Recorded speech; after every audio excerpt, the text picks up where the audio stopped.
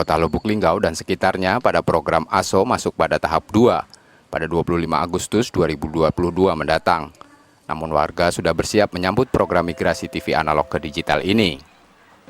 Warga menerangkan jika selama ini mereka harus mengeluarkan anggaran per bulan untuk menikmati tayangan televisi.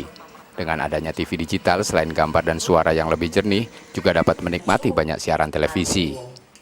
Oh, senang lah. Kenapa Bu senang, Bu? Ya senang kan kalau bisa nonton dengan siaran yang bagus kan. Apalagi kalau sampai tidak bayar. Alhamdulillah memang itu yang diharap, senang lah. Kalau selama ini kami lebih kurang 3 tahun, itu kurang nyaman nonton. Ketika nonton lagi asik ya, hilang sinyal, kadang-kadang kabur. Dan juga bayaran tiap bulan kami harus bayar.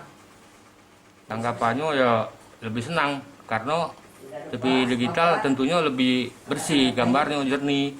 Dan juga tidak ada gangguan TV-TV analog ini. Kadang hilang sinyal dia, kadang kabur. Ini pakai TV ini. Kalau ada memang bantuan dari pemerintah untuk TV digital, wah sangat senang, sangat lebih baik itu.